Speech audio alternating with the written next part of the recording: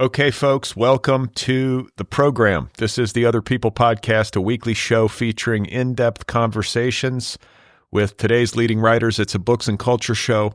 I'm Brad Listi. I'm in Los Angeles. It's great to be with you. I appreciate you listening wherever you happen to be. Hope you're okay out there. Don't forget to subscribe wherever you listen, and you can follow me on Blue Sky and Instagram. So my guest today is Jordan Castro. He is the author of a new novel called Muscle Man. It's available from Catapult Press. It is his second novel. His debut is called The Novelist. And many of you probably are aware in the literary community of Jordan Castro. He used to work with the late Giancarlo DiTrapano at Tyrant Books, running the magazine. And now he has a new novel out. We talked about it.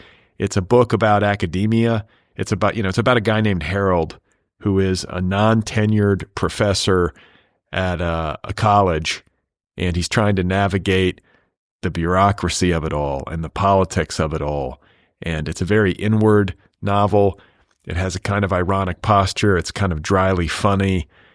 It's a little bit neurotic. Harold is neurotic, and you kind of have a window into his mind as he's operating on campus and dealing with colleagues and like the social aspects of the workplace.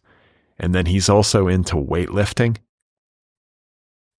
and he gets into that, like the psychological experience of weightlifting, not just the physical experience, but also like the psychological experience of the physical experience.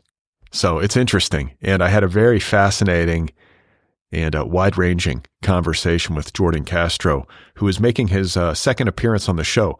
The last time we spoke, and you're going to hear us talk about this, was I think 13 years ago, and Jordan was in a much different place in his life. I didn't listen to it, but I remember he was young, and he was struggling with substance abuse, and I was worried that he was going to die. And I was kind of talking with him about that. And I was also dealing with like the loss of a friend of mine to substance abuse. So I was then projecting that onto Jordan, not without reason, but I was just kind of like in this state of maybe hypervigilance. And I'm very pleased to report that Jordan Castro is still with us. He's doing well, and he's weightlifting. That's part of his life. We talk about that. And, how to get ripped. We talk about raw milk. We talk about all sorts of things. We talk about God. So stay tuned for my conversation with Jordan Castro. I went to bed last night at a reasonable hour. I got into bed. I made myself do it. I had been, kind of running ragged, and I was like, I just got to get into bed. I got to just stop with the working, stop with, with the computer, and just get into bed, go to sleep. And so I did that. But then, meaning I got into bed, but I didn't go to sleep. I couldn't fall asleep. I don't know what I was doing. I was like scrolling. And then I was like, you know what I should do is I should watch this Ken Burns documentary on the American Revolution. Ken Burns movies put me to sleep. Like not because they're boring or bad, but just because they're calm, right? It's just like, let it wash over you. Let the soothing baritone of Peter Coyote work its magic. But I worried that if I turned the TV on, it would be too much light. And so then I was like, well, I'll just look at my phone, try to read on my phone until I sort of nod off. But then I'm like on Instagram and I'm scrolling and I'm just numbing out. And suddenly an hour has gone by. Is that a familiar experience to anybody? I think it's common. So I don't even know what time I went to bed. I won't look at the time. Even if it's right in front of me, I somehow avoid it because I don't want to know. I'd rather not know what time I went to bed if I feel like I'm going to bed too late. But it was probably between 11 and midnight that I finally fell asleep. And then I woke up and it was dark in the room. And I'm always like, is it about to be dawn, which is when I usually get up, or is it earlier than that?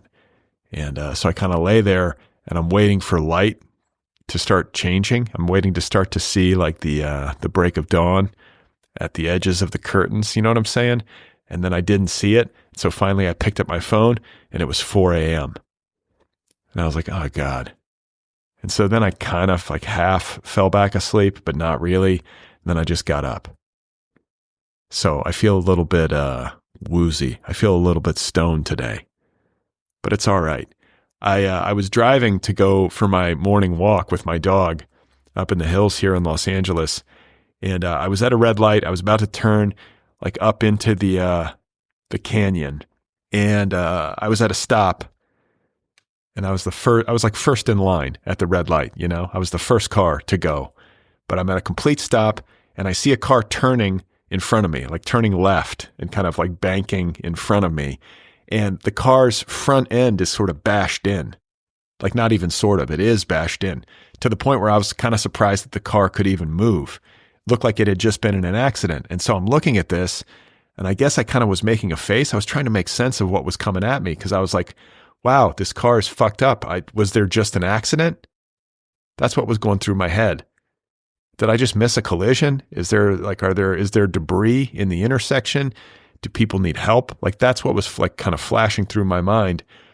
And then this car was kind of turning right in front of me, and I was looking at the car, and I was trying to make sense of the front of it and how is this thing moving.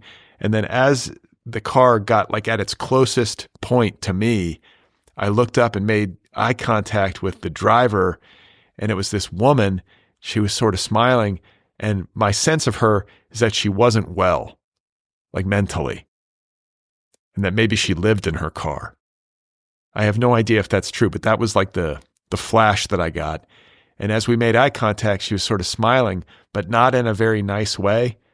And she gave me the finger. She like stuck her middle finger up as she passed me. And I was like, wait, what? I just was looking at your car. It's all fucked up. Like, I'm not making a value judgment. I'm just concerned. So that happened. I'm like, all right, well, this is going to be today. You know how sometimes like you wake up, you're kind of sleepy and stoned from fatigue. You're trying to just get started, and you see what you think is an accident, but then it's not an accident. And then the next thing you know, someone's flipping you off. They're seemingly hostile towards you. You haven't even like done anything. And then yesterday, interestingly, I was sitting in my chair. I was doing work, just a normal afternoon. And I suddenly like felt something on my front tooth. And I was like, what is this? Is there something on my tooth? It feels weird. And I kind of reached up, and it sort of felt jagged. And then I like took out my phone and like turned on the camera and like flipped it around and looked. And like my tooth was chipped, like seemingly out of nowhere. And what's interesting is that I was at the dentist this past Monday. I had a regular cleaning, and I went in, and it was no problem, no cavities, everything's good. Just got my teeth cleaned, and then I'm sitting in this chair. Suddenly, like a small part of my front tooth, I guess, just falls off, like dislodges. I don't even know. I mean, it's tiny, but it's noticeable. I need to get it fixed. So I'm like calling my dentist in my car. I remembered, I was like, I should call to try to get I should get the ball moving on this so I can get back in for an appointment to have this corrected. And the lady who answered was like, well, what happened? You know, did you eat something? No. Did you hit it? No. And then I was thinking like maybe it was like the cleaning itself, because they have these like, it's like a sonic pick. Do you know what I'm saying? Like they have this new technology when you go to the dentist to get a tooth cleaning or a teeth cleaning, kind of makes that high-pitched squealing noise. I don't know what it is. When I was younger, there was nothing to it. It was just like it was analog. It was just a pick. But now it like vibrates and maybe shoots water. I don't know what it's doing, but maybe that damaged my tooth somehow. Maybe it like loosened something. I don't know. I can't prove that. And then I'm like thinking like, well, I guess I'm getting older. I was like reading online, like, why would you experience a chipped tooth? And of course, like one of the reasons is like, you're just getting old. Like teeth get old and just like fall apart. I have good teeth. That's one of the things I feel good about. I have good teeth. I've always taken care of them. I floss every day. I brush. I use Tom's of Maine, like toothpaste and mouthwash. It's non-toxic, I think, even though I think it's now owned by like one of these big conglomerate companies that are sort of evil. I think it's okay. Maybe I'm just getting old. Maybe I'm disintegrating. I need to be at peace with that. This is what I was telling myself. Things happen. Teeth chip. Body parts fail. Could be worse. I don't know what caused it. Just happened. So I also went to the dermatologist this week. I've kind of I usually do these things in like batches. I'm like, okay, this is the week. I'm just going to get all this shit done. And, I have sun damage from my years, especially as just a young person being stupid and not wearing sunscreen. And then, especially when I was in Colorado, because I was at altitude and I was outside a lot and I didn't do a good enough job of protecting my pale skin. So I'm trying to be proactive and go to the dermatologist regularly and, take care of stuff. Make sure I don't have any growths, any skin cancers or whatever. So I go in and, my dermatologist, if I'm just going to be candid, she's a very beautiful woman and she's younger. And I think she's actually a nurse practitioner. I'm not trying to be creepy. I'm just saying. Very beautiful. And that's fine, and I go in and we're talking and she's like, well, let's take a look at your legs. And I'm kind of standing there and I'm like, okay. And then there's another woman there in the room as well, who's on the iPad, who's kind of taking notes to sort of keep track of what we're discussing. It's like somebody who's taking notes in a meeting. And then I got kind of awkward. I'm like, okay, so this just means I just pull my pants down. I didn't want to do it without asking. There's something so undignified about going to the doctor. And then there's this very attractive nurse practitioner. And I'm just like, okay. So I just pull it. And she's like, yeah, I guess so. And so then I did. And then she's down in a squat, looking at my legs. And I'm kind of standing there. It's just I'm trying to be mature. I should be. I'm a 50-year-old man. It doesn't matter. And I'm not in a doctor's office, especially. I'm not super shy. I don't care. But then it was okay, there's something awkward about it. It's this very pretty woman and I'm just trying to be cool, Now, I don't want to be creepy. And yet there's just no easy way to talk about it. Do I just pull my pants down now? And, anyway, it's all good. Everything checked out. I've got to put some stuff on my legs, but it's supposed to help. And it was a good experience. But there was something strange. This medicine that I'm supposed to be putting on myself, it's like a cream, to help ward off skin cancer. And this nurse / doctor is talking to me and she's like, yeah, you put it on twice a day. Just after you put it on, don't touch your kids. And I'm like, what do you mean? And she's like, oh, just don't rub your arm on your kids. And I'm like, okay, yeah, I won't do that. And I don't think that would happen anyway. I'm not rubbing my arms on my kids regularly. But then I'm thinking, what's in this stuff? I can't even get it, a little bit of it on my kids, through contact. What am I putting on myself? It's supposed to be preventing cancer. And yet I can't touch anybody once I've put it on myself. It's intense. So that's what's been going on. Today's episode is brought to you by Tin House, publisher of A Silent Treatment, the new memoir by Jeannie Vanasco. I'm reading this book right now, and it's about Jeannie's relationship with her mom and how her mom will give her the silent treatment. Historically, there's a history of this in their relationship where her mom will just suddenly stop talking to her for as little as 2 weeks or as long as 6 months. And what's interesting is that they live in very close proximity to one another. In this book, Jeannie's mom lives in an apartment that's sort of connected to Jeannie's living space. So they're right there. And they can kind of even see each other in passing, but there will be no talking. And it creates a lot of anxiety and tension and strangeness. And that's what this book is about. It's about what it means to give somebody the silent treatment. Again, the book is called A Silent Treatment. It's by Jeannie Vanasco, available from Tin House. I also want to give a quick plug to my company, Deep Dive. Deep Dive is a new learning platform that creates in-depth courses for people with curious minds. And all of the courses currently available from Deep Dive are audio courses about writing. I am the host of each of these courses. I'm kind of the interlocutor, and they unfold as a series of conversations. So the idea is that they combine like the rigor of academia with the engagement and intimacy and entertainment of a great podcast.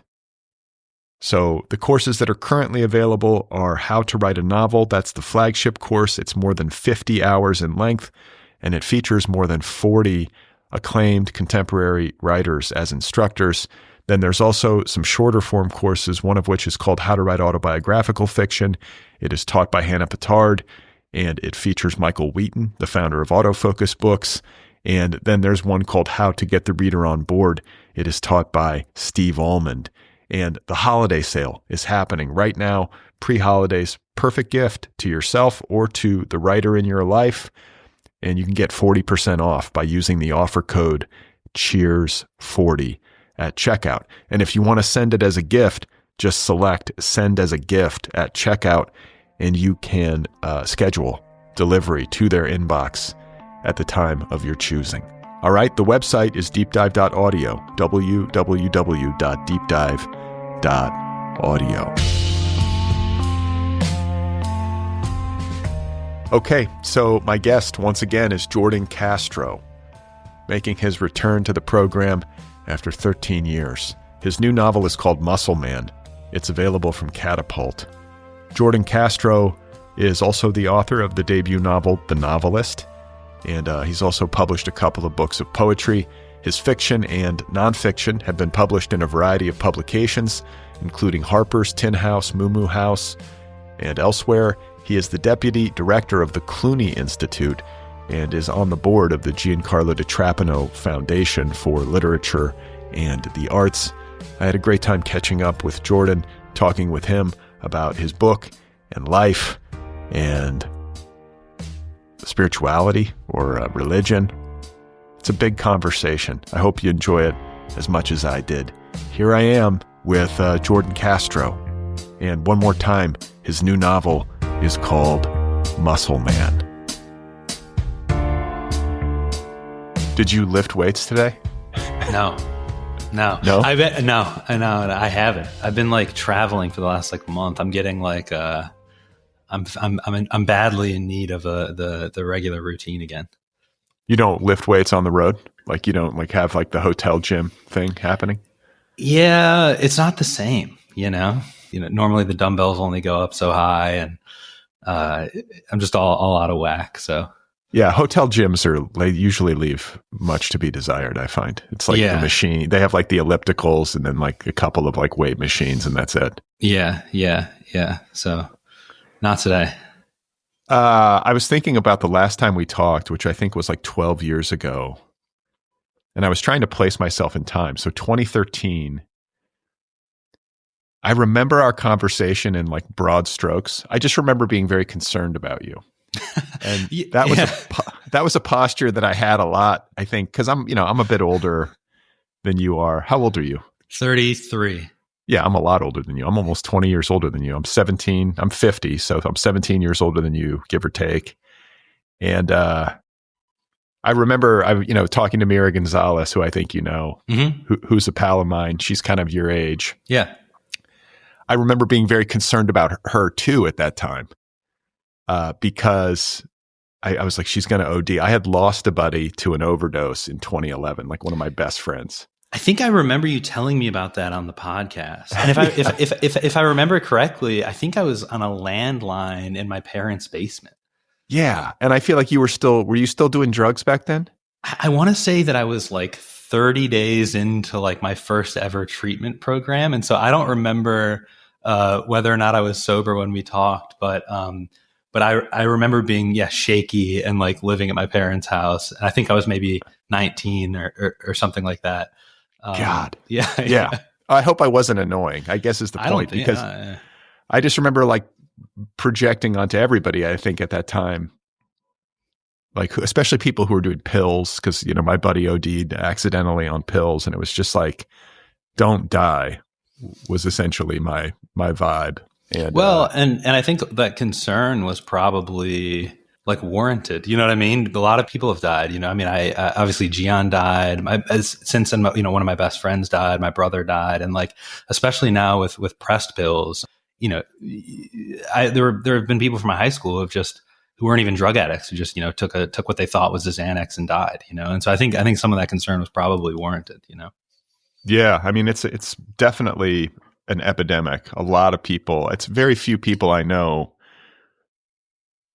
don't have, it's like 6 degrees of separation, right? Like everybody kind of knows somebody who knows somebody at least who died of an overdose that's some kind of opioid or fentanyl or whatever it is. And you mentioned Gian, that's Giancarlo DiTrapano, you know, who I think people in the literary community are aware of, founder of Tyrant Books. You worked with him.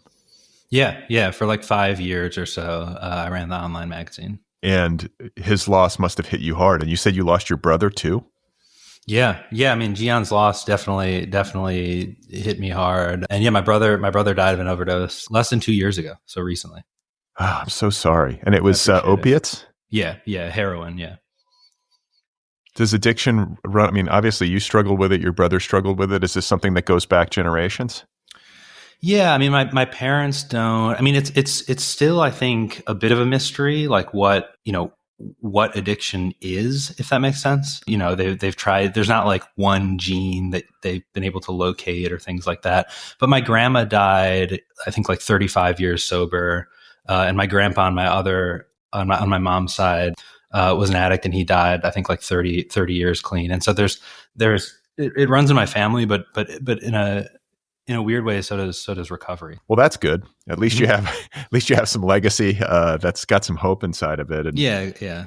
I guess I'm just curious, since like we last talked in 2013, you said that was kind of your first treatment program. Did you fall off the wagon? Did it take a few times for it to really take? Like, when did you actually really lock in and get sober? Yeah, I mean, I took a few times, but I originally got sober for the first time for real when I was like 20. So, you know, not that long after we had talked. And for the past, like, I guess it's been 12, 13 years, you know, I get sober for a few years, relapse briefly, get sober for a few years, relapse briefly, and so on. And like, you know, I think it's one of these things where, you know, they talk about it being a sort of progressive, like illness that's kind of always with you or whatever. And I feel like I just needed to confirm that a couple more times, you know. But I never went back to the crazy hard stuff. But yeah, it's like tempting to be like, I can just smoke a little weed. Yeah. It's I got tricked by kratom, you know, kratom. So it's been a process for sure. But you're sober now. You've been sober like for how many years now? Many years, yeah. And you're lifting weights. You started lifting weights as you got sober. That seems like those two things would go hand in hand. It's a classic thing for sure. People get sober and then they start lifting. But yeah, I started lifting probably 6 or 7 years ago when I originally moved to Maryland because my now wife Nicolette was in grad school here, and I didn't know anyone and I didn't have a lot to do, and so I started going to the gym regularly, you know, and like it had all of the effects that every annoying person in my life had told me it would have, which is that, you know, I would be less anxious, I'd be less depressed, I'd be more confident, all of that, and I experienced it, so I kept doing it. Yeah, it gives kind of high, I feel like. It's like I feel like exercise is like a replacement behavior for I remember quitting cigarettes and realizing, because I've always been fit, I've always exercised and been active. I have to move. Mm-hmm. And they were just such incompatible behaviors. And when I was super young, I could kind of do both at the same time. Like I'm like riding a bike and smoking a cigarette at the same time. Like I think back on my college life, it's just like so stupid, but eventually they just become incompatible. Yeah. And you do get the kind of relaxation or relief, I think, that like a cigarette nominally provides, but like without the hack and cough. Yeah. There was this incredible gym that I went to when we lived in New Haven called Powerhouse Gym, where there were guys who are like, benching 4.5 plates, just these giant guys in like boots and jeans. And they would take smoke breaks during the, during their sessions. It was like a real sort of like dirty kind of powerlifting and bodybuilding gym.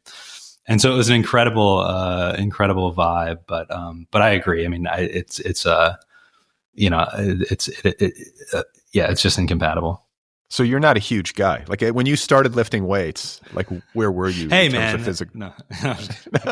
no, but like in terms of physical fitness, like you're not like a linebacker, like in terms of your frame. Definitely not. No, I mean, I think when I started, I was, maybe something like 135, 140 pounds. I was very thin. And now I'm like 175, 180, something like that, probably now. Pure muscle? Little bit of fat. I bulked up recently to 200 pounds. I like had it in my head. A friend of mine was like, every man should know what it's like to be 200 pounds at least one point in his life. And he was joking, it was sort of this like meme kind of a thing, but it like stuck in my head. And this past year, I was like, I wonder if I could do it. And so in my mind, I thought that it would take me like a year and a half. It was this kind of like impossible seeming, almost fake goal. But I bulked up to 200 pounds within like 3.5 months and got chubby and strong. It was great, to be honest. What were you eating? It was like a lot of protein and. Yeah, I mean, I was drinking like a gallon of raw milk a day. Sometimes I was eating also like a giant tub of Greek yogurt. Eating 4 meals. I was shoveling it in. Oh my God, raw milk! You're not worried about the pasteurizing? It's good for you. I think it's good for. It makes me feel good. Other milk and other dairy kind of like upsets my stomach. I can't do dairy. I'm like lactose. If I eat dairy, I get a huge stomach ache. Yeah, exactly. But the raw milk I can do. It makes you feel great. Where do you get raw milk? There's farms around here that sell it. It's technically illegal to sell to humans in Maryland, and so you have to get it like for your dog, quote unquote. And so there are like Amish farmers and so on. And there's an Amish farm in Pennsylvania, I think. And they do these like covert drop-offs where like you order it online and then you like, no joke, would like pick it up in like this back alley in DC in like someone's yard. I'd like drive up, hop out of the car, grab it from the cooler and like put it in my car and drive away. The Amish underground? Yeah. So you got up to 200 and then you've come down a little bit since then? Yeah. I had to. I was like getting out of breath, walking up the stairs and stuff. Are you ripped? Yeah. Okay, because I just want people to know who are listening that Jordan is wearing a shirt. He did not show up to this interview shirtless. Yeah. I'm fascinated by this. So you go to the gym, like what's the regimen and like what are you eating to get ripped? I mean, I've gone through different phases, I mean, so most recently I was doing just a pure powerlifting program, which is actually not the best for getting like ripped. It's good for getting strong, but I was just doing squat, bench, deadlift, barbell rows and overhead presses. And so I was just really focused on like putting numbers on the bar, like just getting stronger. And that was incredibly fun, but it's not the healthiest. It's not the best in terms of like aesthetics, like how you look or whatever. So I was doing that. But generally, I mean, I've done some mix of like powerlifting and bodybuilding workouts. So like normally starting with like one of the major compound movements like bench or squat or deadlift, and then doing like isolation work with dumbbells and machines. I do HIIT workouts with dumbbells. Those are HIIT workouts are over COVID. I was doing a lot of those, and they're great. They're great for it's like a lot of the time people run when they want to lose weight, but I found that like HIIT workouts are like far more effective. Sprints, burpees, just fast paced, high rep dumbbell workouts and stuff. So yeah, that's what I've been doing, and I broke my kneecap in I guess it was 2021. And there was a long period. I was riding a bike in France with my daughter on like a tour of Versailles. Oh, wow. And I was riding without using my hands. And it was one of these old bikes, on these bike tours, and the handlebars twisted and I just ate shit. Mm. But the point is that it was a long recovery period. Like for a long time, my broken knee, because I had to have surgery, like they had to put a pin in it to kind of put it back together. And it just felt numb. Like if I touched it, I kind of couldn't. It was weird. It had a weird sensation and there was some pain. And I was just sort of like, well, I guess I'm old and this is something I'm going to live with for the rest of my life. But then I think when I started lifting weights, it helped. Like the stronger I got and the more I was doing leg stuff, I feel like my knee's back to normal now. That's great. Yeah, I'm happy to hear it. I mean, the knee stuff has always been a fear of mine with like heavy squats. I always get to a point where I'm just like, if I progress past this, the risk of like blowing out my knee just becomes so much higher. Fortunately, I haven't had any crazy like actual injuries, but I'm glad. Yeah, I'm glad. I mean, I've definitely found I hurt my back. I did hurt my back just like during warm-ups on squat a couple years ago. And so I wasn't lifting as much. But then when I started doing it again, I noticed my back started really feeling a lot better. I do feel like it's good for the joints and all that. Are you eating like a bodybuilder? Like, do you have to do the protein and you measuring and all that kind of stuff? No, I refuse to live that way. You know what I mean? I've never like counted macros or like measured, protein or whatever. I kind of just, I feel like it can get to a point where you start to sort of act like a lab rat or something like that. You know what I mean? And I'm just not interested in doing that. But you have the body type. Like you were a scrawny guy and then you start lifting and then the muscle kind of packs on. Yeah. And so you can get ripped. I can't really get ripped. Do you have a six pack? Right now it's like, I've got a little more body fat than normal, but normally, yeah. Wow. All right. How do you do that? It's just genetics, right? Or can you actually? Yeah, I'm naturally thin. It's like hard for me to gain weight, gain fat and stuff like that. And so I think probably just 6 or 7 years of lifting and I don't eat a ton of junk food. I'm not really sure. I've never really tried that hard to have one. In some ways, it's hard for me to relate with the people who have to sort of will themselves to do it or who do it out of some sort of aesthetic motivation or whatever, because if I didn't have to do it to sort of like help with my kind of natural depression and anxiety, or to sort of counterbalance my like tendency to just like be on the screen or read all day, then I probably wouldn't do it. I don't think for me personally, I feel like it doesn't require very much willpower or effort or even discipline, because I like to do it. But I can totally see how, and I think this is actually one of the things I was trying to explore in the novel. I can see how it can become almost like an idol for people, where at some point it crosses over into something that is either neurotic or unhealthy, or maybe they start valuing things like strength or power or whatever it is, too much. It's like the optimization of self, and like trying to become this like ubermensch, like figure, like this gigantic, muscly, rippled, perfect specimen. And, your novel's interesting because it's called Muscle Man, and weightlifting is definitely part of it, but it's a novel about an academic, and it's a novel of like great interiority. Mm-hmm. And I don't think that lifting weights is traditionally something people think of as like interior activity. It seems very like concerned with the exterior.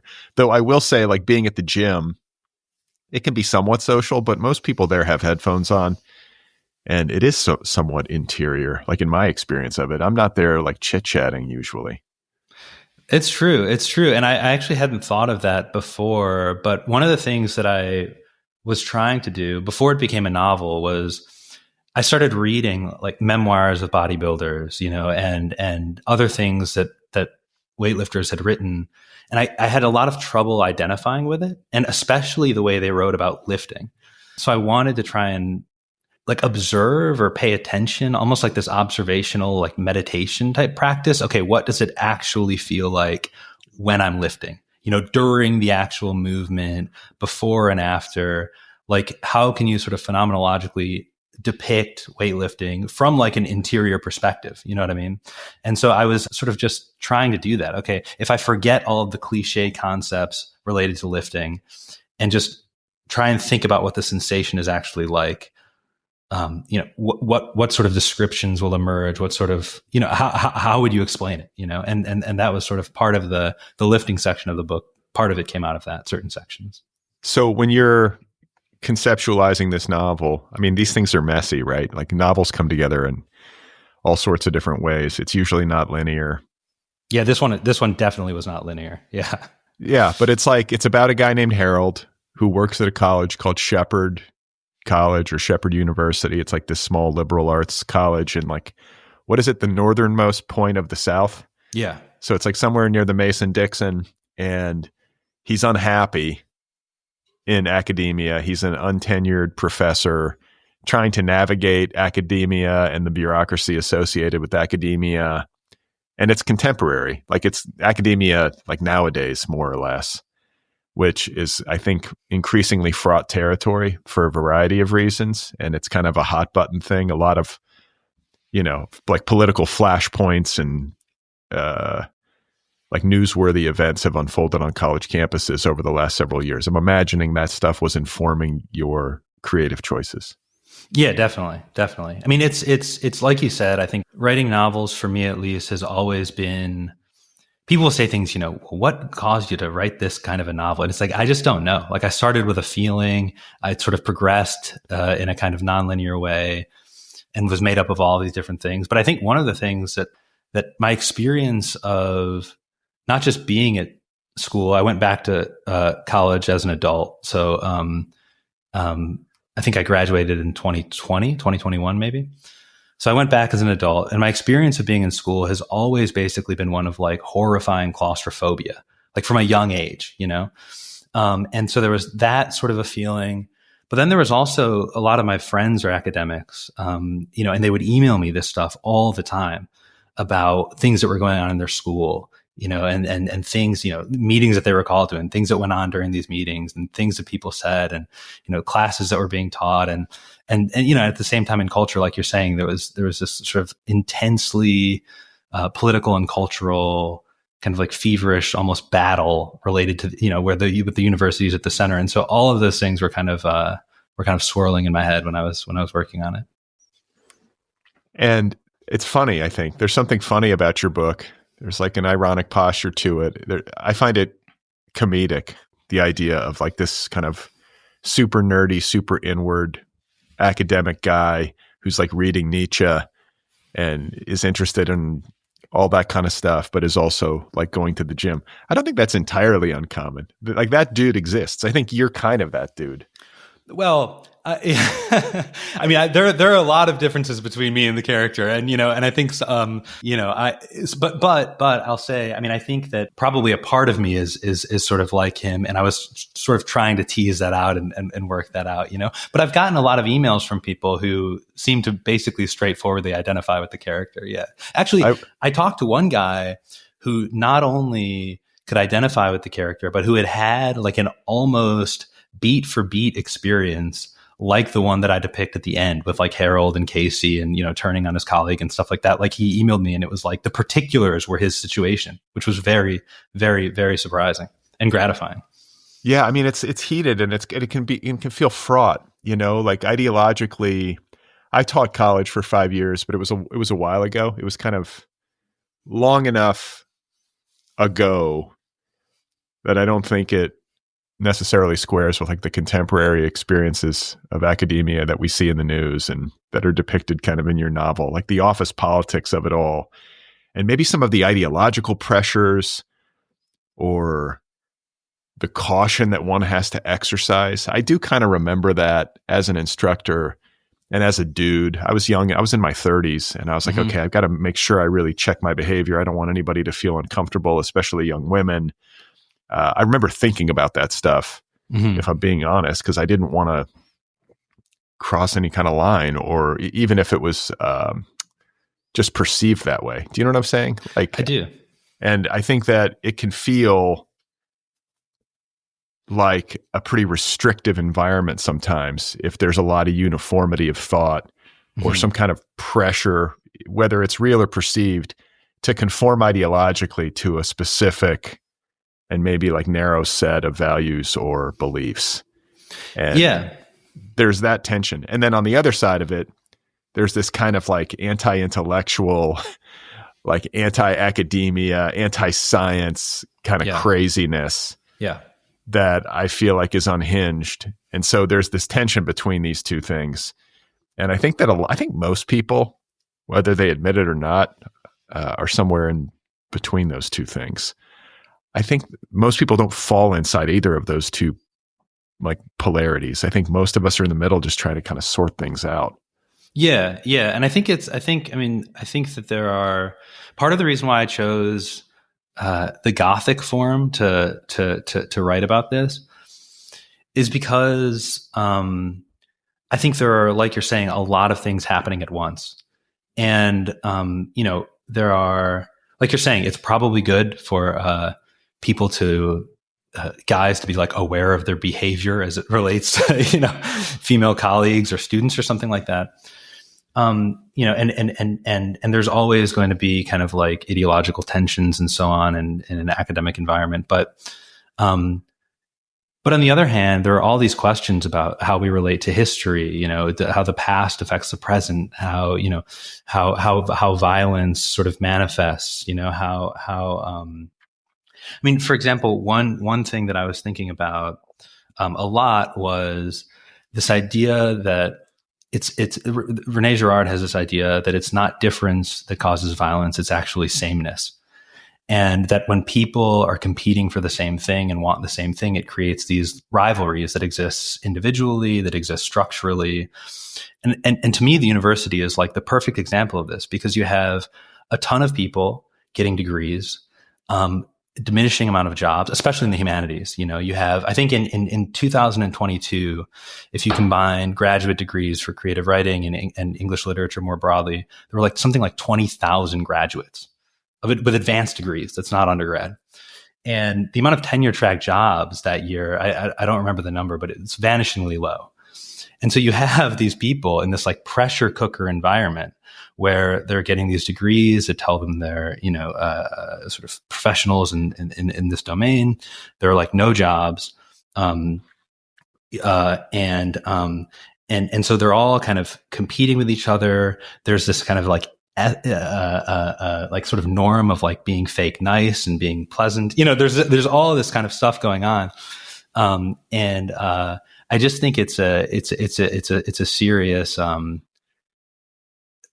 difficulty that it's a hard situation to find yourself in, I think. And I think a lot of the ideological stuff is actually sort of like the thin outer layer of those sorts of dynamics, which is that, if I can't sort of outcompete you, so to speak, either on merit or on like my sort of like intellectual production or something like that, or if there are just so few jobs that we need to find creative ways to sort of get ahead. I think maybe I can't say your work is bad. Maybe I can say you're a bad person. You know what I mean? Maybe there's another way that I can kind of climb the ladder. And I think the bureaucracy of universities has tended toward like rewarding that kind of behavior, whereas like someone like you're saying, who's maybe more disagreeable, who's more kind of like rough around the edges or something like that, are made easy targets. And sometimes it's deserved, sometimes not. But either way, I think there are all these kind of dynamics going on. And I wanted to sort of explore them in like explore those dynamics, but also the reaction to those dynamics in the character of Harold. Yeah, it's just capitalism, right? Well, yeah, I mean, it's I think that's part of it. Yeah, I think that's part of it. It's like you say, the ideological stuff is like this thin outer layer. Underneath that, people are just fighting to survive. They're fighting to survive. I mean, I hesitate to blame it like just all on capitalism, because I did a conference at the University of Chicago about higher education a handful of months ago. And there was this sentiment that I noticed among English academics, a couple of the people there, which was basically like everybody who wants to study English should be able to study English and should be able to have a job afterward. And I understand that, but at the same time, like I was struggling to understand the world that they're envisioning, like, which is that, do we need, I don't know, 20,000 tenured English professors every year? Probably not, and so there is, I think, a tension where it's like, there's a tension there. Yeah. Where maybe too many people are getting degrees. Maybe the value of the degree has gone way down. Maybe the quality of the teaching has gone way down. I mean, there are all sorts of things going on. But the one area that I do think the market is at fault is my friend, oh, you had him on. You had Michael Cluny on. And he wrote this great book called A Defense of Judgment, about the way that humanities professors, English professors in particular, have become uncomfortable saying things like, reading Henry James is better than watching The Apprentice. And so he uses that example, but he says that humanities academics have sort of like eschewed the responsibility to make aesthetic judgments and instead are making moral judgments. But the reason that they're not making aesthetic judgments is because of like a sort of misguided sort of equality applied to the aesthetic realm. And he says, it's like a market type of equality, which is that what you like is just as good as what you like, and what you like is just as good as what you like. And so instead of making aesthetic judgments and justifying the profession in that way, they're kind of outsourcing judgment to the market. And so I do think, I don't think the market selects for literary value, obviously. Yeah. I mean, I think that makes a lot of sense. I feel that in my own life. I've experienced that where it's like, don't judge me. I love to watch like bullshit reality TV. I'm like, okay, that's all right. But yeah, I don't know if that's necessarily like the same kind of nourishment that you're getting from like reading Crime and Punishment or something. Yeah, totally. I mean, I like both as well. Yeah, I mean, right? It's like junk food versus health food, basically. Yeah. It's good to have a little bit of junk once in a while. But it's a weird thing, which was that, I mean, I experienced this when I went back to school, and I'm glad that I did. I read things that I wouldn't have otherwise read. But you went back, what, in your 20s? Yeah. I was working on The Novelist, and I was editing Tyrant, and I had a lot of time and wasn't sure what I was going to do. And Nicolette encouraged me to go back. So I went to community college for 2 years, and then I transferred to University of Maryland, where Nicolette was getting her MFA, and finished out there. What did you study?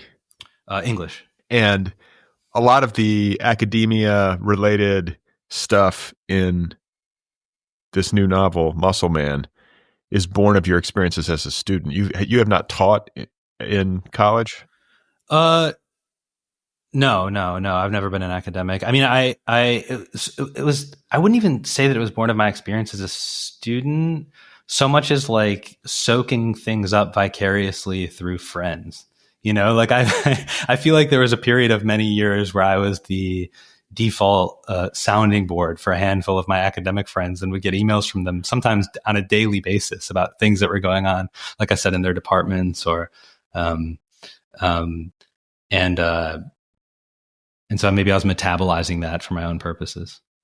And how did it strike you? Like what they were telling you? Did it seem insane? Yeah, for sure. I mean, it's I love literature, and I had this period where I was just very frustrated with one of the things that I love about literature is like, and that the reason why I fell in love with literature was because it's like when you open a book and you have this encounter with the text where like you don't know what you're going to encounter beforehand, you don't know what kind of book this is, and like the experience of reading the text and having it illuminate certain aspects of experience or yourself or the world in this kind of like in this way that just expands your perception, maybe edifies or nourishes you in some way or challenges you in some way. And just having this encounter with a work, like I love that, that is my favorite thing. And I felt like a lot of the kind of like the fashion of these like ideological readings of text, where you come to a text and you say, we're going to mark where Shakespeare was anti-Semitic, or we're going to, mark where these, this sort of mode of teaching. I mean, I did experience this in school, which was that we would be reading these incredible works, and the teachers, instead of like talking about any of the interesting things in the, about the style or about even the historical content, any of the interesting things related to the work, they were just like teaching them where to check certain political boxes. This author is bad for this reason, or good for this reason, or, something like that. And it was incredibly frustrating because I felt like the students were being robbed of the kind of encounter that made me fall in love with literature. And so I guess in that way, it was born of my experience in school. I had one professor who was amazing. And the reason he was amazing was because he loved the books he was teaching. Like he had this palpable like delight in doing these close readings, and like he just loved the books he was reading, and that was infectious. What were the books? I'm curious. Well, it was called The Modern Novel, and we read, Virginia Woolf and Henry James and Notes from Underground, and I'm trying to think of what else we read in that class. I think we read Hunger by Newt Hampson in that class. We read a bunch of different things. Well, there's a guy, Newt Hampson's a guy who probably wouldn't pass the smell test in the way that you're talking about. I mean, he was a definitely Nazi. Not. Yeah, definitely not. Yeah, he's bad. It's yeah, for sure. Yeah, but he was all, for sure. And he was also a Nobel laureate, so it gets complicated. Yeah, and but the funny thing, well, the Nazi part is not complicated, and it's sort of funny. Like I had sort of ambiently known he had become a Nazi, but I was looking him up the other day because I've been reading through his novels, and he actually wrote like a eulogy for Hitler. Because with some people, like, so for example, like Wyndham Lewis is a famous modernist writer who for a brief period was a fascist and then renounced it. You know what I mean? There was this period before World War II where like certain of the modernists were sort of flirting with fascism or whatever. And for a lot of those reasons, they don't get read now. But like Newt Hampson very specifically wrote a eulogy for Hitler where he says like, and we, your close followers, there's no ambiguity whatsoever. He's just a full blown absolute Nazi. And but even with that, like, I think it's interesting. I used to be very like, you have to separate the art from the artist. It doesn't matter. They're two separate things, but it would probably be very interesting to kind of think about the relationship between his fiction and his political views. But in order to do that, you have to take the fiction seriously and you have to read it closely. And you can't just sort of wave it away and say, well, he was a bad person, so we shouldn't read it. In order to have an actually interesting sort of experience, thinking about that, you would have to take the fiction seriously first. I think. Yeah. I mean, and it just becomes, it's like this question of like purity or something. Like, I get that Hampson's political beliefs are reprehensible, but the novel Hunger is not like a Nazi text. Obviously, it's like yeah. And like Louis Ferdinand Céline is another example. Yeah. His first two novels have a ton of humanity in them. They have a lot of anger in them, but a lot of that anger is righteous. And I don't know. I love those books. I loved them when I was a young man. Like Journey to the End of the Night and Death on the Installment Plan. But if you start to apply that rubric to art, where the artist has to, meet some sort of standard of morality, like I think a lot of your record collection is going out the window. A lot of the books on your shelf, like you can always find something. Totally, and I think 100%. I mean, it's like I'm a grown up. I can like read a novel and find value in it without like wholeheartedly accepting every facet of an author's life or every facet of their thought or whatever. And I actually think, this is another great benefit of literature, which is that it allows you to hold two or more ideas in your head at once. And in a novel, you can sort of uniquely do that, where you can have like the Russian literary critic Mikhail Bakhtin talked about how novels are polyphonic, that you have this polyphony of voices, all sort of with their own worldviews or with their own thoughts or whatever, sort of, and with their own relationships in the novel, speaking sort of simultaneously or, in conversation with each other. So a novel can actually, people always talk about how novels can increase empathy or whatever, but it can actually teach you to hold multiple ideas in your head at once and to sort of like see not just someone's ideas, but like see them as a whole character, something like that. There are a lot of ideas in Muscle Man. And a lot of the time people will ask me, well, do you agree with this idea? Is this your idea? Is this your idea?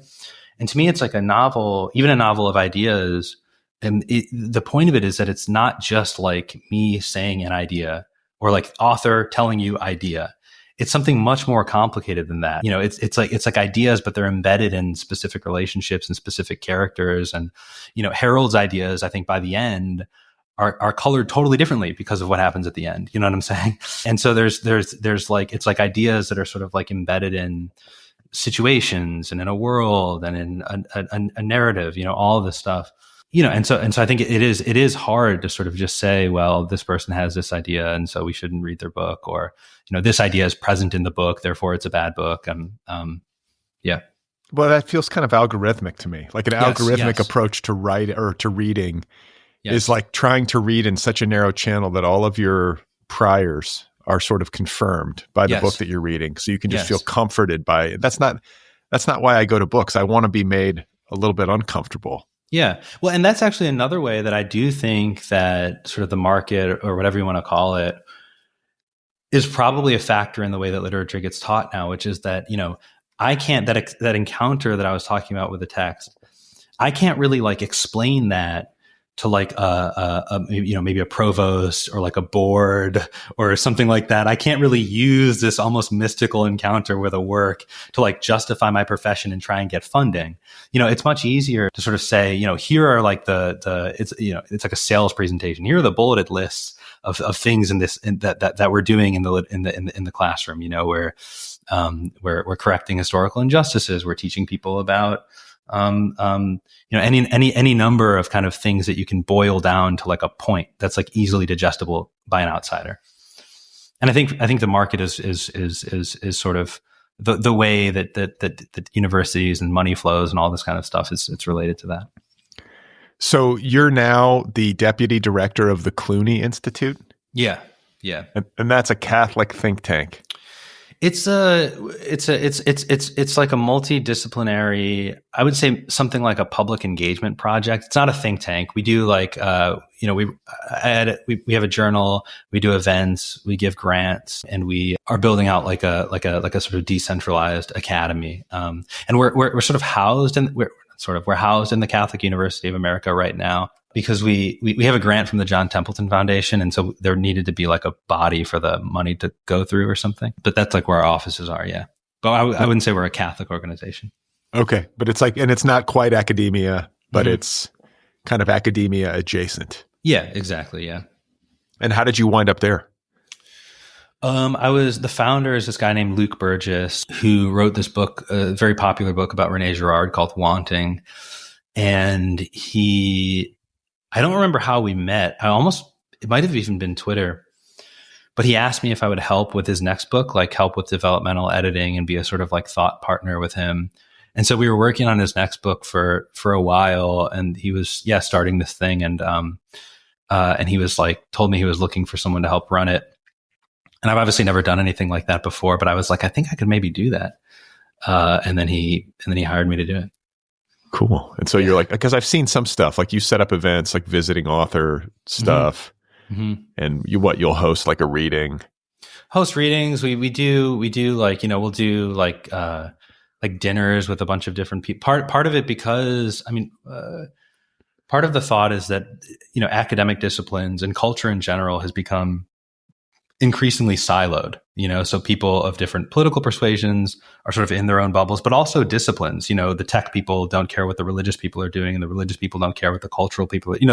Everyone's just sort of like siloed off. And so we'll have like dinners where we'll get like, 12 people from various disciplines to talk about a theme. And then, maybe we'll have some sort of like event or mixer or party after. We do conferences, we do all kinds of stuff to sort of bring people from different disciplines together to hopefully have some sort of generative outcome. That sounds healthy. Yeah, it's fun. It's been amazing. I love having like maybe it's corny to say, but like a job that like requires a lot of me, and that I'm like learning a lot. I'm like learning so much every day about even just things like running an organization and like, it's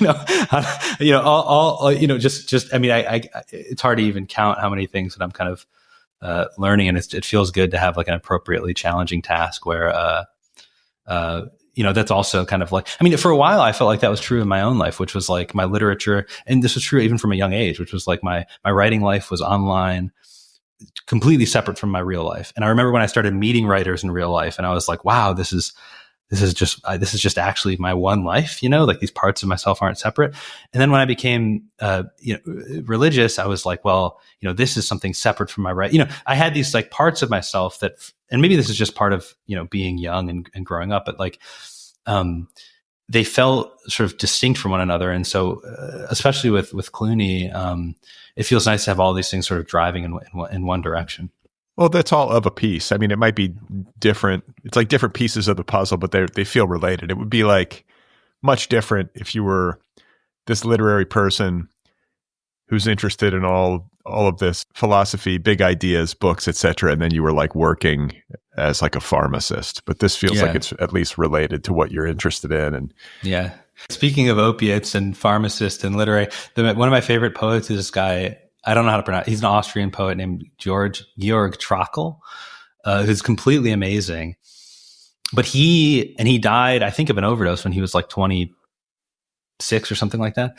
But he became a pharmacist. he was a poet who became a pharmacist so that he would have access to drugs. This was many, like, I don't know, centuries ago or something like that. I don't remember when he lived. It was a long time ago. But so there was a great literary artist who was a pharmacist. Yeah, I feel like poets, poets can be bankers. Poets just have to kind of do what they got to do. Yeah. But I guess if you're into opiates, pharmacy seems like a natural place to wind up. Yeah, yeah. You mentioned Cluny being a kind of a nominally or at least tangentially Catholic thing. You talk about becoming religious. Like, did that happen with sobriety? Or when did you start to get interested in religion, and like what religion? One of the things when I first got I didn't grow up religious at all, obviously. Not obviously, but, I didn't grow up religious at all. And when I first got sober, a friend of mine was just suggested very strongly that I start praying. And he was like, it doesn't matter if you believe or you don't believe, just like start praying. The worst case scenario, you're just talking to a wall. You know what I mean? And I was like, okay, well, I'll try that. And so I did that for a while, and it seemed to be having some effect in my life, but it was basically like the extent of it, And then right before me and Nicolette started dating, she had she was back home from college, went to church with her mom on a weekend, and had this overwhelming experience. Did I talk with her about this on the show? I think you did. It was. I'm sure. I'm sure you did. I don't remember what you guys got into on the show. But it was. So I'll give my version of events now. I guess. But no, it was. And so I thought that this was kind of this fluke thing, that it would go away. We would argue about it a lot. But I just thought it was not. I thought that religion and Christianity in particular was for stupid people. Or bigoted people. I just thought that it was for unthinking, unserious people who needed superstition. And so we would argue about it a bunch. And because her experience was this kind of like a sort of legitimately spiritual, direct kind of experience, it's not like she was well versed in theology or something like that. It was just this experience, and she knew it in a very visceral and real way. Let me interrupt you. Yeah. She's sitting in church, and she just has this powerful mystical experience of a presence of God. Yeah, exactly. And not only that, but her behavior in various ways changed after that. So it wasn't even just a feeling. It was like an experience that then affected her life meaningfully, and ongoingly. It didn't go away. And so. And what does that mean? Stop doing certain things, started doing other things? I don't like get into her business. You know what I mean? But yeah, basically, yeah, her yes.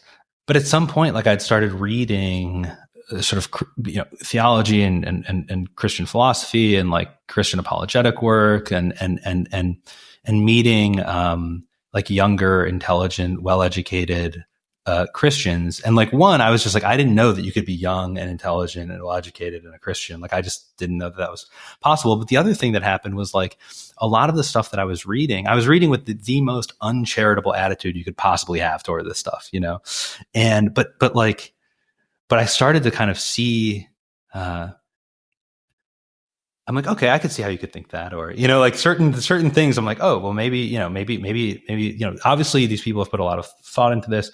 There have been some of the greatest minds of all of history have applied themselves specifically to thinking about this. And slowly but surely, it was William James talks about the educational variety of religious experience. And that was basically what it was for me, which was that it was this slow and sort of gradual kind of chipping away, I guess. And then at some point, I sort of became convinced that I could only get so far with reading and talking to people. I had a book club. Me and Nicolette had a book club at our house where people would come and we would read some sort of spiritual text or something like that, and we would talk about it. Like Paul Tillich or Meister Eckhart or something. Yeah, Paul Tillich is totally great, and Meister Eckhart's great too, for that matter. I'm trying to remember. I don't think we read Tillich specifically in that book club, but Dynamics of Faith was big. The Courage to Choose was big for me. So yeah, exactly. Kierkegaard was big. Dostoevsky was big. C.S. Lewis was important for me. There are a lot of different books I was reading. Rene Girard was big for me. But at some point it was sort of, and also during this time I was like going to church every weekend with Nicolette and hating it. I was always hating church. Like what kind of church? Was it Catholic? No, it wasn't. We were going to like a Protestant church, and we tried out different ones, but I'm talking about like years and years of going and absolutely hating it every time. But I was like, well, you can only get so far with like thinking and reading and talking. And so I'm like, this is like, and so probably it was like some sort, and I was also struggling with this thing of like, am I really coming to believe this stuff, or is this just a massive self-justification because I'm in love with Nicolette, and so maybe I'm just completely tricking myself. And so I struggled with that for a while. Hated going to church for a long time. And then eventually I got baptized in like a small sort of non-denominational church, like during the pandemic. But when we went to New Haven, we started going to an Orthodox church, and that's where we stayed, and we joined the Orthodox church a couple of years ago. What does that mean? Like a year and a half ago. It's like an Eastern Orthodox. It's like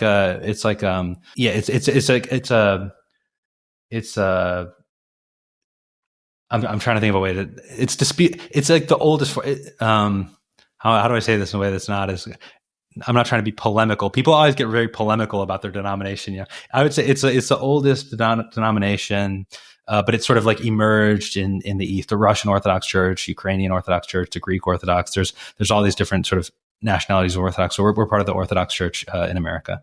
It has different theology than Catholicism and Protestantism to some extent, but it's probably most similar to Catholicism. It's Jesus. I mean, it's a Jesus religion. Yeah, exactly. Yeah. So where are you in terms of like the metaphysics of it all, the God of it all? Like I get like as a moral structure and as a way to deal with like human suffering and to make sense of one's own suffering and like trying to figure out how to operate in the world. But when it comes to like the larger like metaphysics of it all, I'm wondering like if you have like a solid sense of what God is, or is there a God? Does that, I guess you kind of have to if you're going to be in the Orthodox Christian church, or no? I mean, yeah. What's the question specifically? Is there a God? Like, is that the question? Yeah. Can you please tell me if there's a God? I have faith that there is, you know what I mean? I think that's like, that's probably, I think, yeah. I think, yeah. But like, I'm just trying to understand, like, cause I was raised Catholic. It didn't take, I had like, and now I'm kind of like, I always say Buddhish. Yeah. But there's a lot of overlap because Orthodoxy sort of, progressed in the East and stuff like that. It is a more sort of like, I sometimes think that like Catholicism is like either or, and Orthodoxy is like both and. There is a sort of Eastern influence, not influence. I mean, it is Eastern, but I hesitate. I mean, part of the thing too is like I hesitate to talk about this stuff because I still feel myself to be very, very new. And one of the things that converts do is they'll get online or they'll go around and they'll be like very, very, very confident and prideful in what they think they know. And I just am not that interested in doing that. You know what I mean? It's and I've also, part of the reason I've been hesitating lately is because I've talked to journalists about it, and then it gets like flattened into this like really kind of like cringe sort of like caricature or something like that. Or it's like fit into some sort of trend thing. It's like, what's going on with the young people? And there's a sort of, yeah, it just can get really, really, really muddy. Yeah, exactly. Where it's like, Jesus was, you read the Sermon on the Mount, or you read about the things he said and did. Like he wasn't like some depictions of him have him very jacked. But like he was a sort of certainly not the kind of person you would associate with like a jacked, meaty, angry. You know what I'm saying? Gym bro or something like that. Not that. Yeah. Anyway, so I'm always just a little bit wary of talking about all this stuff. I get it, but it's interesting. Yeah. I've been asking people about their spiritual viewpoints on this show, even though it's like nominally a literary show for almost as long as I think the show has existed. I've noticed that. I've actually noticed that. Yeah, that you have a curiosity about that stuff. Well, I'm just thinking like, what else are we doing here? And I feel like it's like necessarily in some ways part of the literary impulse. Like whether you think of it in those terms or not, you're trying to make sense of what's going on here. You're trying to make sense of consciousness and the experience of being a human, especially like the interior experience, and like the suffering part of it often gets foregrounded in works of literature because it's confusing. It's certainly confusing to me. And, you know, I had this kind of like unhappy childhood experience of religion where it's like much like you. I would just get dragged to church and I would be like, I don't want to be here. Yeah. I don't like it here. And then I think maybe with the benefit of hindsight, I think maybe not the greatest teachers in like CCD. That's what they call it in Catholicism, like these catechism classes. And, you know, I was like, these people should not have been teaching anybody about this stuff. And so I think had it been handed to me in a way that was like more in line with like the experiences of, say, your book club, where people were coming in the spirit of open inquiry and maybe some humility, and without maybe this really hardline certainty, which I think often is the confusion. I think in the popular perception of religion, especially in America, like the Americanized Christianity, I think it's like maybe this like Southern Baptist or evangelical version where there is this kind of hardline certainty about the way things are, and this is the one true God. I think in most Christianities, and maybe even within those traditions, there's a lot of people who have a more wiggle room and are maybe persuaded by the teachings of Jesus and have found them useful, and maybe really find like having faith, even though, you know, it's kind of a leap, right? It's like, I think there's a God. I don't have like definitive proof. I don't have like God's fingerprints, like in evidence, but like this is helping me get through life and to live in a productive way, right? It definitely it can have those effects. I mean, I think that, you know, one of the things that I got from Paul Tillich was, and he's not the only one to write about this, but the idea that sort of doubt is a part of faith. You know, if it was, and so a lot of the kind of, we'll say like fanatical, rigid, like proselytizers who are, you know, I know this for sure, and this, and you are wrong. You know, that kind of, you know, even if you think that, often the way that people go about talking to, you know, secular people or talking about the secular culture or whatever is this very kind of finger wagging, like belligerent sort of certainty. And he says that fanaticism is really repressed doubt. That, you know, faith requires an element of doubt because it's faith. You know what I mean? It's not, I'm not, you know, I'm not, there's not the kind of evidence of something like, you know, I'm like holding this thing, you know, it's a different, I see it, you know, I feel it. This is just a different kind of thing. You know, you can measure the water in this thing. It's just a totally different kind of a thing. And so, you know, and that's, partly why I hesitate to like pontificate too much about it, just because I'm new, I'm learning. But the other thing is that I do think that it's more than utilitarian. Like I do think that there are a lot of ways into a sort of spiritual practice or religious faith, but that it's not just that it is like useful and has certain outcomes.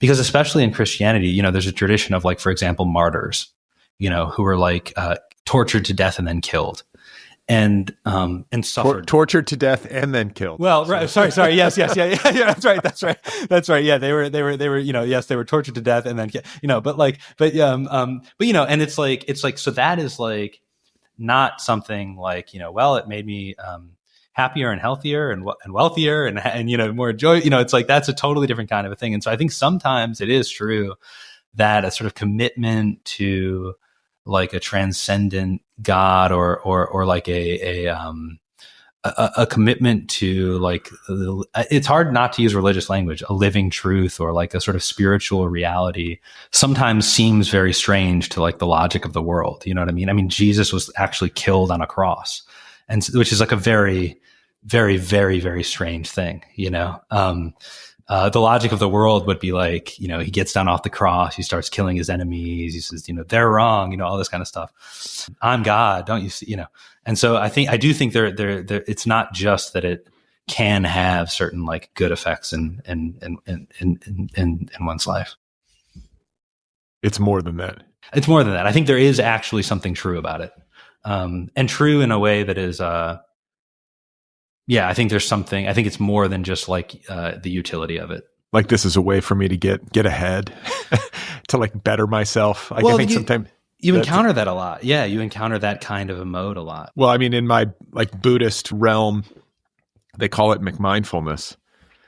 And yeah, right. Kind of like the commodification of like yoga culture, Buddhism, Eastern mysticism, and then the packaging of it as a way to like better yourself, but also to like get ahead, beat other people, get an edge at the office, or, you know, have some sort of like higher cognitive function that somehow allows you to outcompete the competition. And I think if you're talking about like a genuine, like authentic spiritual endeavor, it should be about something more than that.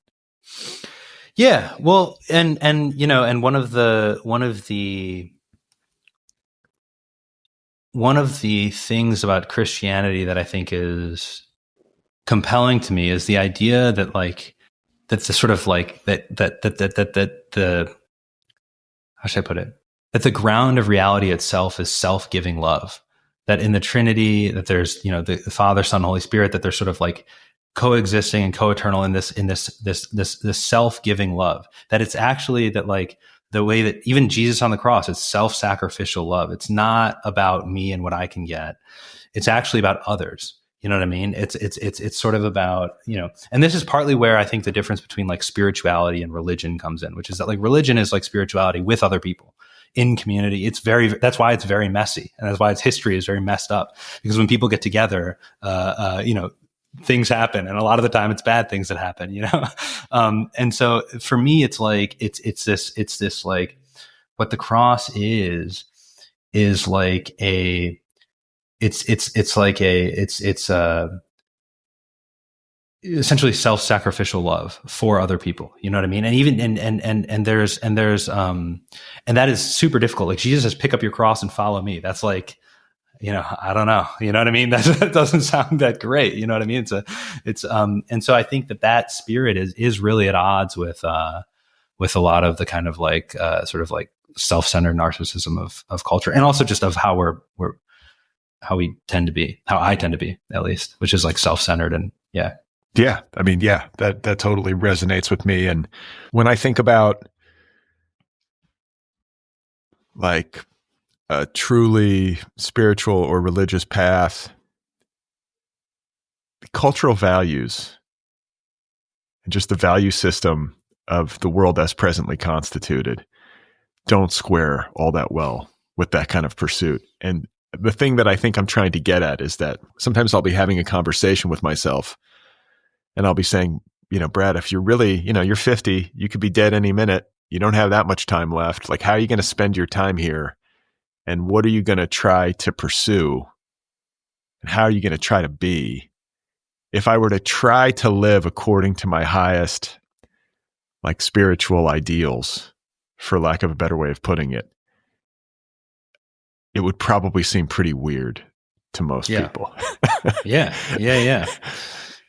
And, you know, and in my case, you know, not only would it seem weird to most people, but, it would probably require, you know, there are a lot of things that I do that are probably motivated by some form of self-centeredness or vanity or pride or whatever it is, you know. And a lot of those things, if I was, you know, living in that way, would go away. And the process of getting there would be like uncomfortable and painful. It's like, no wonder people don't do it, you know.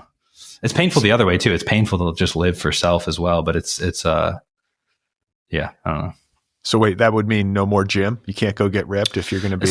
No, because I do think, I sometimes think about, it's good to be, I'm glad that, like, for example, my dad was like, I mean, there are obviously things that you can't control that can make you not physically able to do this kind of thing. But I'm glad my dad was like physically competent, could play catch with me, could do different kinds of things. So I do think there's a virtue in being physically fit enough to the degree that you're able so that you could be, helpful, I was on a plane the other day, like, you can help an old lady get her bag down or whatever. I do think those kinds of things are good. Yeah. So I think the gym could still fit in there.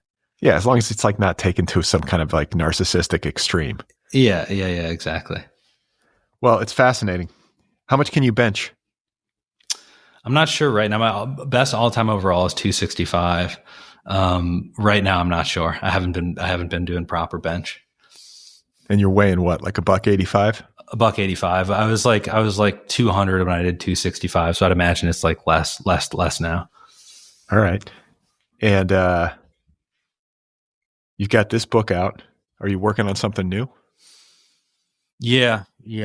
But I don't want to talk about it. I always start talking about stuff and then it ruins it. Then I can't follow through. I've been telling everyone I'm working on a literary thriller, which is true.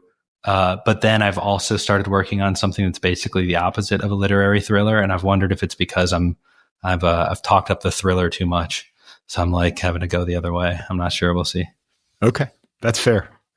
Jesus, the Jesus of my childhood had an incredible body, by the way. Like I was always kind of jealous of how good he looked on the cross. There was I think I deleted this from Muscle Man, but there was a riff that the character had where he was like going through, cause Harold is very much not a Christian. And, but he was like going through, he was like, the one thing that I like about Christianity is the fact that even when Jesus is dying on the cross, he has a 6-pack.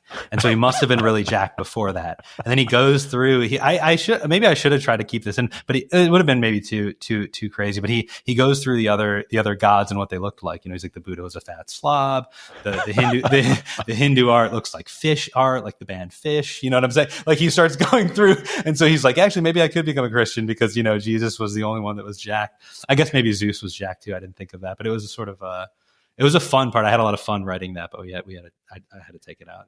Yeah, he was jacked and like somehow he was like incredibly Caucasian in the churches of my youth. He looked like Barry Gibb with like a 6-pack essentially. But although I've been to some where they've got him, like Asian. I've been to all different. They've got him looking different in different places, but yeah. And some of them, I went to one where like he was like blonde hair, blue eyed on the stained glass. I was like, dude, yeah, come on, people. Yeah.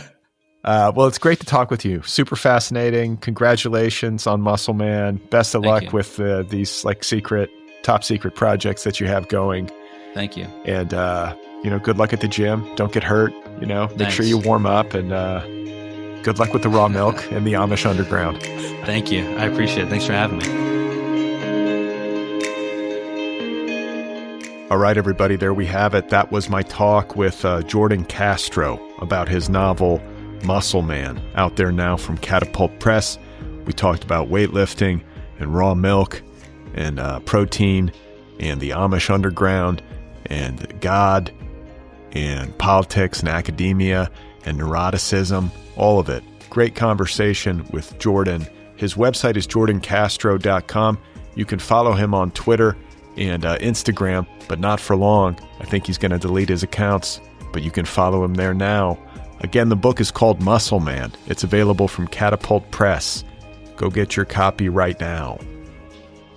Don't forget to subscribe to this podcast if you haven't done that yet. Hit the subscribe button and follow me on Blue Sky and Instagram. You can read my weekly email newsletter over at bradlisti.substack.com. And if you love this show and you want to support it, help it continue, just go to patreon.com/otherpplpod. Throw a few bucks in the hat. If you want to join my book club or get an Other People t-shirt, you can do that at otherppl.com.